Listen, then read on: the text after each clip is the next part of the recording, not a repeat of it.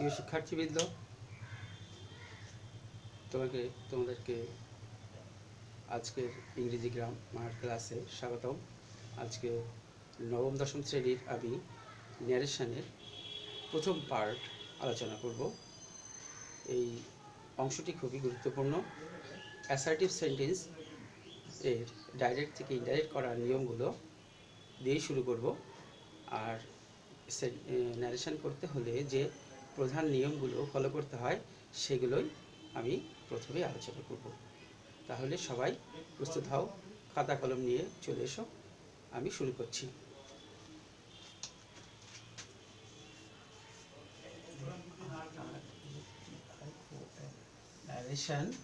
Narration করছি আমরা assertive সেন্টেন্সের। অ্যাসার্টিভ সেন্টেন্স অ্যাসার্টিভ সেন্টেন্সের ন্যারেশন করতে হলে যে নিয়মগুলো ফলো করতে হয় সেই নিয়মগুলো পর্যায়ক্রমে আমি আলোচনা করছি। ন্যারেশনের যে সেন্টেন্স দিয়ে শুরু করতে হয়, ডাইরেক্ট ন্যারেশন, সেটা আমি প্রথমে লিখছি। দেখো, DIR দিলাম, I said to him,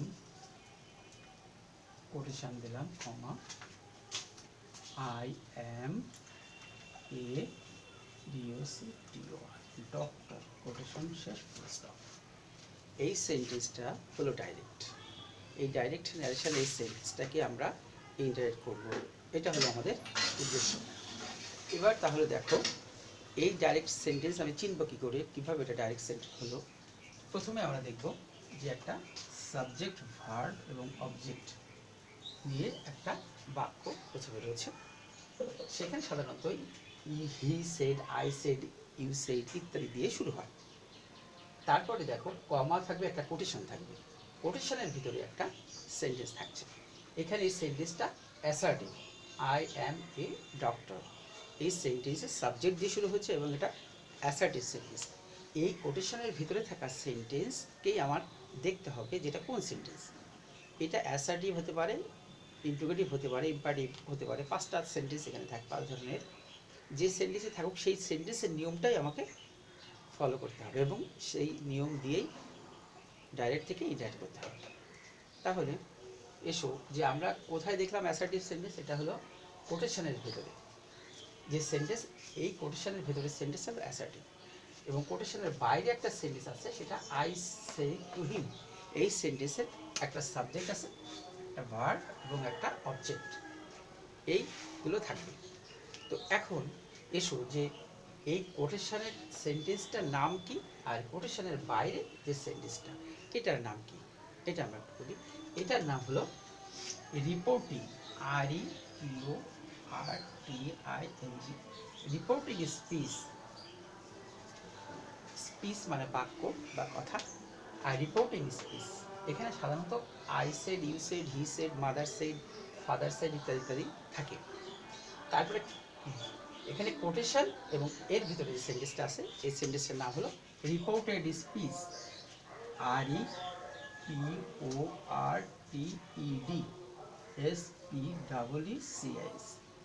reported speech. তাহলে কোটেশনের বাইরের অংশটার নাম হলো রিপোর্টিং স্পিচ, আর কোটেশনের ভেতরের অংশের নাম হলো রিপোর্টেড স্পিচ। এই দুটো নামে আমরা চিনব। এবার বলি যে আমার এখানে ডাইরেক্ট সেন্টেন্সটাকে ইনডাইরেক্ট করব এবং অ্যাসার্টিভ সেন্টেন্সের ইনডাইরেক্ট করব। ইনডাইরেক্ট করতে হলে আমার কি কি নিয়ম অনুসরণ করতে হবে, এদিকে আমরা লক্ষ্য দেব। তার আগে একটু বলি যে এখানে যে বিষয়টা দেখতে হবে, রিপোর্টিং স্পিচের সাবজেক্ট এবং অবজেক্ট, এই দুটো জিনিসটা মনে রাখতে হবে, যে সাবজেক্ট কোনটা এবং অবজেক্ট কোনটা। এবং অবশ্যই সেটা প্রোনাউন হিসাবে দেখতে হবে। যে কীরকম, যে এখানে যে কোনো নাম থাকে, যদি পুরুষের নাম থাকে তাহলে সেটা হি হয়, আর মহিলা বা কোন ম্যাডাম থাকে সেক্ষেত্রে এখানে আমরা সি ব্যবহার করি। আর এখানে যেটা থাকে সেটাও আমরা কিন্তু অবশ্যই এই প্রোনাউনের ধরনটা বুঝতে হবে। First person, second person, third person, যে প্রোনাউন, পার্সোনাল প্রোনাউনগুলো রয়েছে, এগুলো কিন্তু একটু গুরুত্বপূর্ণ, আমি পর্যায়ক্রমে বলবো। আর এখানে হলো সাবজেক্ট, এখানে ভার্ব, আবার এখানে অবজেক্ট অথবা এক্সটেনশন, আরও অনেক কিছু থাকবে। তাহলে আমরা শুরু করি। দেখো যে ইনডাইরেক্ট করব আমি আইএনডি, ইনডাইরেক্ট করব। ইনডাইরেক্ট করতে একটা নিয়ম অনুসরণ করতে হবে আমাকে। ইনডাইরেক্ট করতে আমাকে কি নিয়ম অনুসরণ করতে হবে? সেটা হলো, প্রথম কথা হলো সেট টু চেঞ্জ করতে হবে। তাহলে সেট টুর পরিবর্তে হবে টোল্ড। তাহলে আমার নিয়ম হলো SAID, সেট টু যেখানে থাকবে সেটা হয়ে যাবে TOLD, টোল্ড। তাহলে এই আই এবং হিম অপরিবর্তিত থাকবে, অর্থাৎ সাবজেক্ট ও অবজেক্ট অপরিবর্তিত রেখেই সেট টুকে টোল্ড করতে হবে। তাহলে কি করলাম? আই টোল্ড হিম, এই পর্যন্ত আমার হলো। এরপরে কি হলো? কোটেশনটা উঠিয়ে দিতে হবে। কোটেশন উঠাতে গেলে এখানে কোটেশন চিহ্ন দিলাম, দিয়ে উঠাতে গেলে কি করব আমি? এটা হলো এখানে দ্যাট বসাবো, THAT, দ্যাট। অ্যাসার্টিভ সেন্টেন্সের কোটেশন তুলতে দ্যাট ব্যবহৃত হয়। তাহলে এখানে আমি কোটেশনের জায়গায় লিখে দিলাম দ্যাট হলো। তারপরের কথা হলো, এরপরে যে নিয়মটা আসবে সেটা আমি আগে লিখছি, তারপরে পরিবর্তন করব। সাবজেক্ট থাকবে, একটা ভার্ব থাকবে, পাস্ট টেন্স, PAST, পাস্ট টেন্সে থাকবে ভার্বটি। আর কি হলো? অবজেক্ট বসবে, OBJ, অবজেক্ট বসবে। এর সাথে অবজেক্ট এক্সটেনশন, EXT, এক্সটেনশন বসলো, অবজেক্ট এবং এক্সটেনশন বসবে। এবার দেখো পরবর্তী আরও কিছু কাজ রয়েছে এর সাথে, সেটা হলো এখানে আমি যুক্ত করে দিচ্ছি কোনো প্রোনাউন যদি থাকে সাবজেক্ট ছাড়া, সাবজেক্ট নিজে একটা প্রোনাউন, এছাড়া আর যদি কোনো প্রোনাউন থাকে, কোনো সময় থাকে, কোনো স্থানের নাম থাকে, এই স্থানের নাম নয়, স্থান বোঝায়, সেক্ষেত্রে কিন্তু একটু পরিবর্তন করতে হয়। সেটা হলো, তাই আমি কি লিখছি যে প্রোনাউন, PRONOUN, প্রোনাউন, ও টাইম, TIME, টাইম যদি থাকে, তার পরিবর্তন করতে হবে। তার পরিবর্তন হবে বলে দিলাম। তাহলে আমরা একটা নিয়ম পেয়ে গেলাম যে অ্যাসার্টিভ সেন্টেন্সকে আমি যখন ডাইরেক্ট থেকে ইনডাইরেক্ট করব, তাহলে কি করতে হবে? প্রথমেই কি, সেট টুর পরিবর্তে টোল্ড, এখানে নিয়ম দিয়েছি, সেট টুর পরিবর্তে টোল্ড, কোটেশনে দিতে হবে দ্যাট, আর সাবজেক্ট ভার্বের past tense, verb past tense এখানে দিয়েছি, আর অবজেক্ট এক্সটেনশন, এবং প্রোনাউন যদি অন্য কোডটা থাকে তাহলে সেটা চেঞ্জ হবে। এবার দেখো সাবজেক্ট কিভাবে চেঞ্জ করব, ভার্ব চেঞ্জ করব কিভাবে, অন্যান্য প্রোনাউনগুলো কিভাবে চেঞ্জ করব, এটাও একটু নিয়ম অনুসারে করতে হবে। এই নিয়মগুলো আমরা পর্যায়ক্রমে দেখাচ্ছি। দেখো তাহলে আমরা এখানে এই নিয়মটা দিলাম। এবার দেখো আগে সেন্টেন্সটা বসিয়ে দিই। এখানে ফার্স্ট পারসন, এটা চেঞ্জ করতে হবে। ফার্স্ট পারসন এখানে থাকবে না। ফার্স্ট পারসন কোথায় যাবে, কিভাবে চেঞ্জ হবে? ফার্স্ট পারসন চলে আসবে একেবারে সরাসরি সাবজেক্টের কাছে, এই সেন্টেন্সের সাবজেক্টের কাছে। এই সেন্টেন্সের সাবজেক্টটাও কিন্তু ফার্স্ট পারসন থেকে গেল, ফার্স্ট পারসন সাথে মিলে গেল, একই রকম হয়ে গেল। একই রকম হয়ে গেলে কিন্তু আর চেঞ্জ করা লাগে না, এখানে বসে যাচ্ছে, আয় বসে গেল। তাহলে ফার্স্ট পারসন সবসময় এই রিপোর্টিং স্পিচের সাবজেক্টকে ফলো করবে, আমরা বলি ফলো করা, ওকে অনুসরণ করে পরিবর্তন হবে।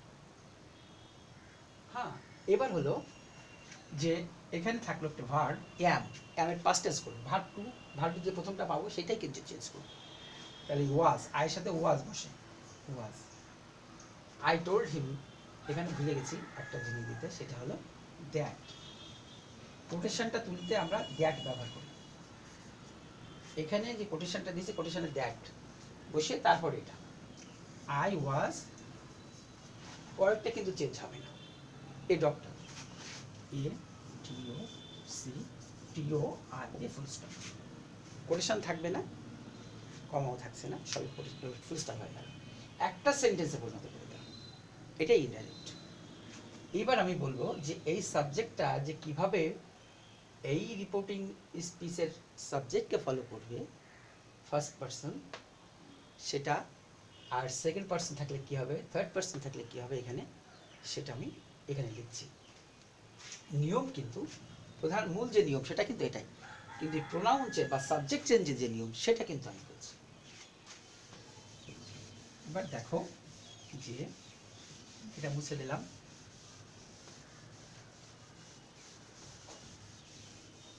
এখানে প্রথমে আমাদের দেখতে হবে যে সাবজেক্ট পরিবর্তন, অর্থাৎ সাবজেক্ট পার্সোনাল প্রোনাউনগুলো পার্সন তিন ধরনের, first person, second person, third person. এই তিন প্রকার পার্সনের প্রতিটা রূপের আমরা তিনটি করে রূপ এখন দেখব, সেটা লিখছি। দেখো এই রূপটা তোমরা লিখে নাও।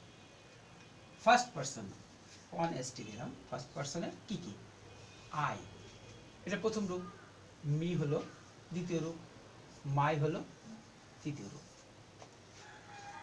আই মি মাই এটা সাবজেক্ট হিসেবে বসবে, এটা অবজেক্ট হিসেবে বসবে।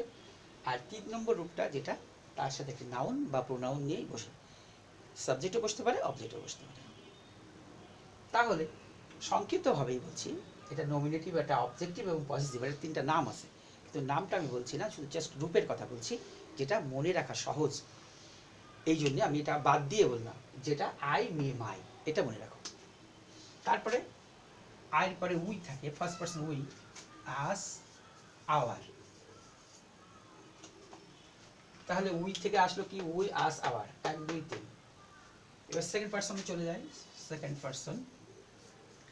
পার্সন হলো ইউ, ইউ ইউ ইউর। ইউটা দুটো রূপ এক, আর তৃতীয় নম্বরটা শুধু ইউর। আবার বলছি যে ইউটা নিয়ে একটু সমস্যার সৃষ্টি হয়, যে প্রথম রূপ না দ্বিতীয় রূপ। ইউটা কখনো সাবজেক্ট হয়, কখনো আবার অবজেক্ট হয়, একই রূপে বসতে পারে। কিন্তু ভার্বের আগে থাকলে সাবজেক্ট, ভার্বের পরে থাকলে অবজেক্ট, এটা মনে রাখতে হবে। এবার আসি আমরা থার্ড পার্সনে। থার্ড পার্সনে আমরা দেখব, প্রথমে দেখি হি, হি থেকে আসে হিম, তারপরে আসে হিজ, হি হিম, তারপরে হিজ, তারপরে শি, হার, হার। এই দুটো আবার একই রকম রূপ, she, her, her. They, THEY, they, them, THEM, them, their, THEIR, THEM, them, THEIR, their. তাহলে এটা হলো পার্সন, পার্সনের তিনটে রূপ। এই তিনটে রূপটাই আমার এখানে প্রয়োজন, তাই আমি তিনটে দিয়ে বললাম, আরও দুটো রয়েছে সেগুলো বললাম না।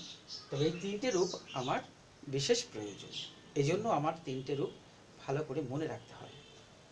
এবার আমি আসি এই তিনটে রূপের ব্যবহার কিভাবে আমরা এই ন্যারেশনে করব।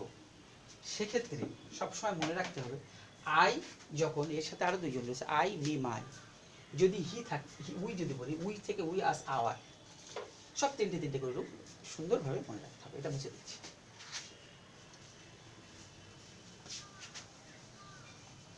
এবারে আমরা পরিবর্তনটার কথা বলবো, যে কিভাবে আমি কোন পার্সন কোথায় পরিবর্তন হবে, কিভাবে হবে, ফার্স্ট পার্সনটা কোথায় যাবে, সেকেন্ড পার্সন কোথায় হবে, এবং থার্ড পার্সন কী হবে, এটা আমরা প্রথমে লিখব। ফার্স্ট পার্সন যদি থাকে সেক্ষেত্রে আমরা যাব, ফার্স্ট পার্সন এই রিপোর্টিং স্পিচ RS এর কোথায় যাবে, সাবজেক্টের কাছে, SUB, সাবজেক্ট এর, সাবজেক্টকে ফলো করবে, তাই নেই, সাবজেক্টকে অনুসরণ করবে,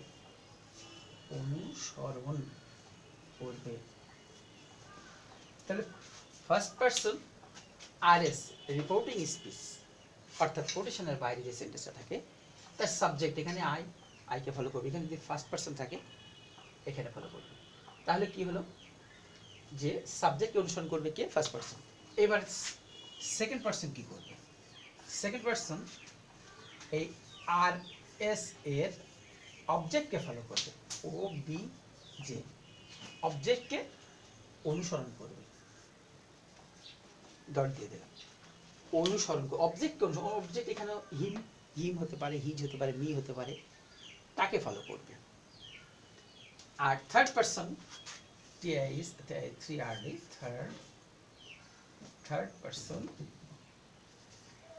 third person no change,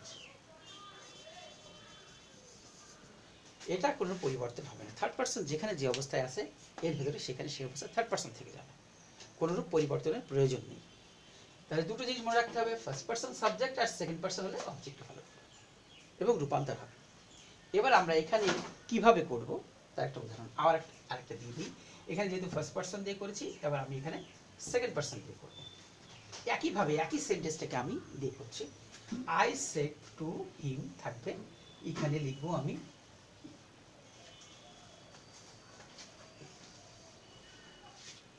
you Y U a I are a student, U D E N T, ইয়ারে স্টুডেন্ট। এবারে স্টুডেন্ট এখানে হলো সেকেন্ড পারসন দিয়ে করে দিলাম। তাহলে আই সেড টু, আমি তাকে বললাম ইউ আর স্টুডেন্ট, এইখানে ইউটা রয়েছে, তাহলে ইউটা কোথায় যাবে? আমি যখন চেঞ্জ করবো, যখন আমি ইনডাইরেক্ট করবো, তখন কিন্তু এই ইউ যেহেতু সেকেন্ড পারসন, তখন এই অবজেক্টকে ফলো করবে। তাহলে কি হবে? ইউ এর জায়গায় হয়ে যাবে, ইউ এর যে জায়গাটা শুরু হবে সেই জায়গাটা হয়ে যাবে হি, আর সবই কিন্তু আগের মতো পরিবর্তন হবে। এটা তাহলে মুছে এবার দেখো আমরা সেই পরিবর্তনটা দেখাচ্ছি। সেন্টেন্সটা যখন হচ্ছে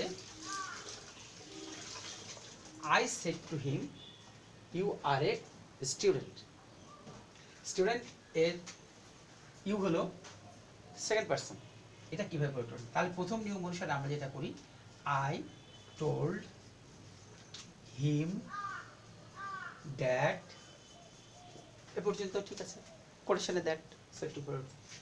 আর তারপরে যেহেতু সেকেন্ড পারসন, তখন এখানে আসবে সেকেন্ড পারসন। এটা প্রথম রূপ। কিভাবে প্রথম রূপ? ভার্ব আর এর ভার্বের আগে যেটা থাকবে সেটা প্রথম রূপ ইউ। তাহলে ইউটা যখন প্রথম রূপ, তখন এ যেখানে যাবে তার প্রথম রূপ ব্যবহার করতে হয়। এই জায়গাটা হলো গুরুত্বপূর্ণ। ইউটা নিজের সেকেন্ড পারসন এবং রূপ হলো প্রথম, অর্থাৎ সাবজেক্ট হিসেবে বসে।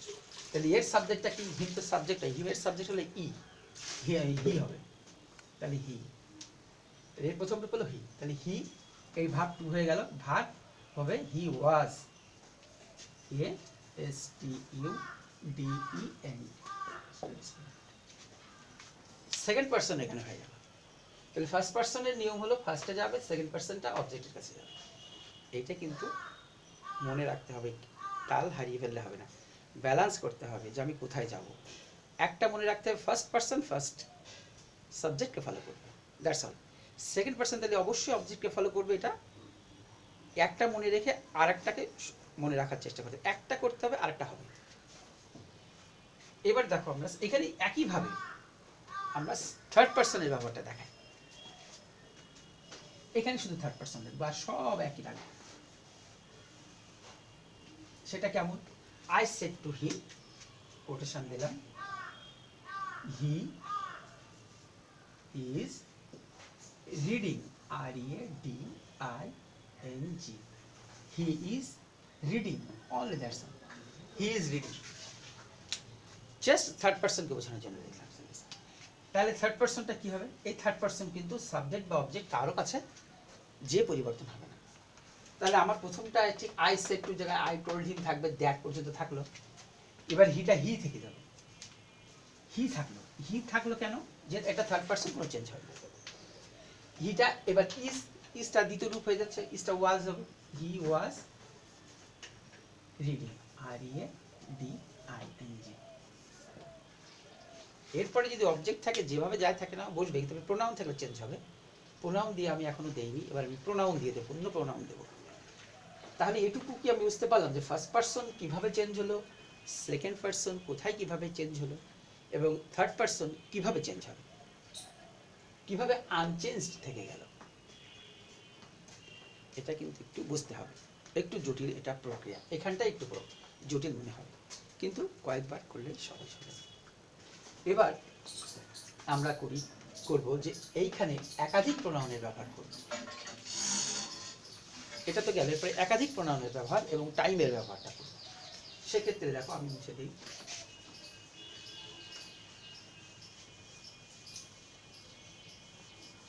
এখানেই আমরা নতুন আরেকটা সেন্টেন্স নেব। সেক্ষেত্রে দেখো কি হবে, ডাইরেক্ট লিখবো আমি হি SAID said to me quotation comma you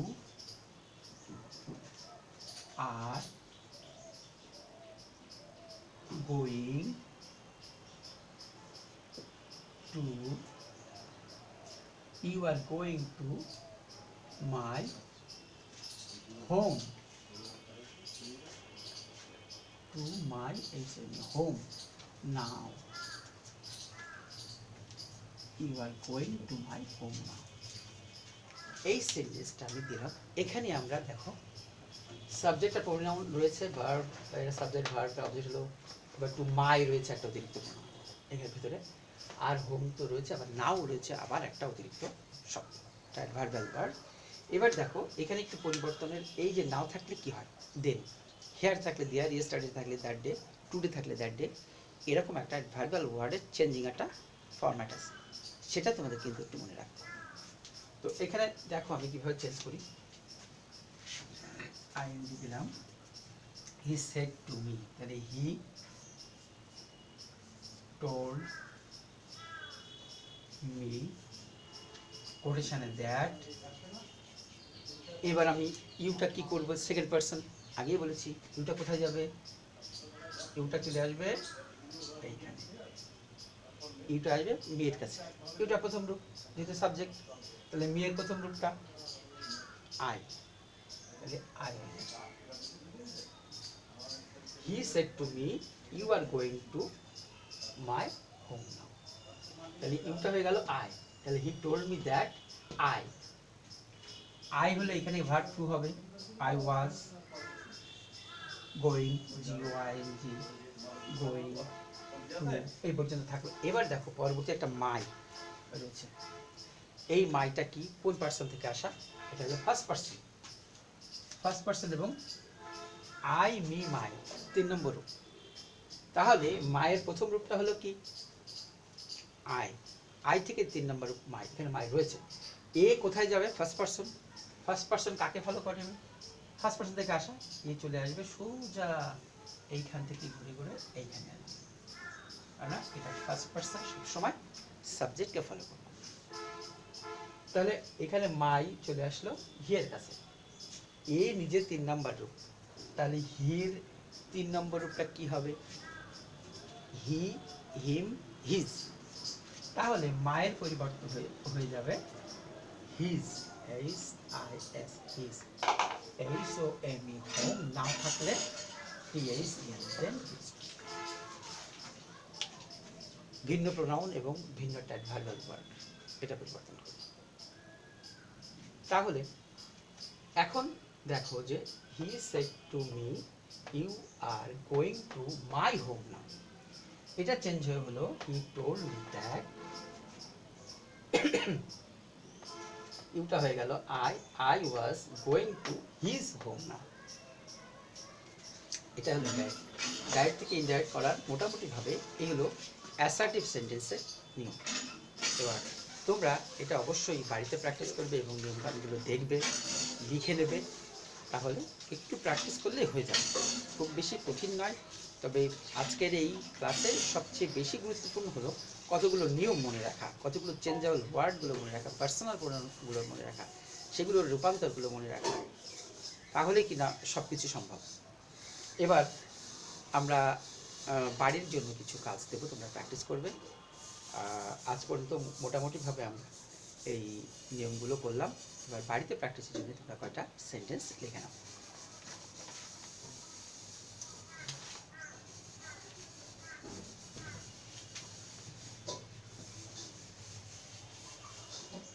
এবার প্র্যাকটিসের জন্য আমি বলি, প্রথম সেন্টেন্স হলো হি S-A-I said to me.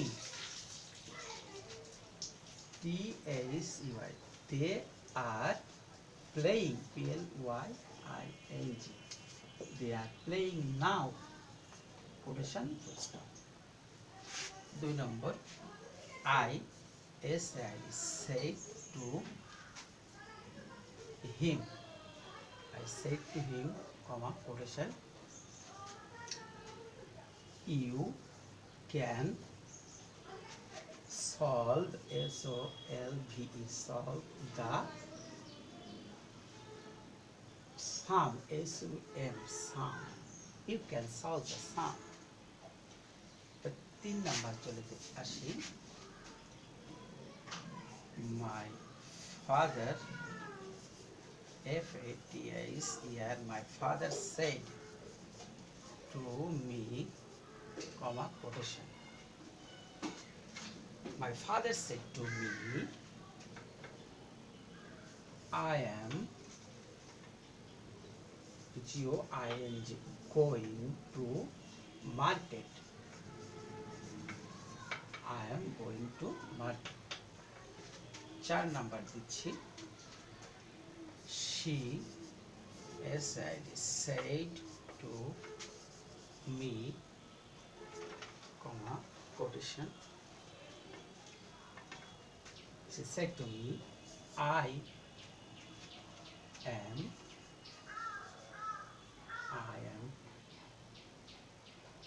reading, R-E-A-D-I-N-G, reading, I am reading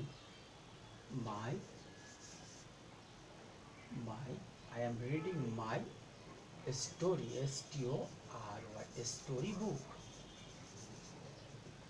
I am reading my story book. তারপরে 5 নাম্বারটা দিলাম। T-A-C-Y, they said, S-A-I-D, said to me, quotation. You, Y-O-E, you will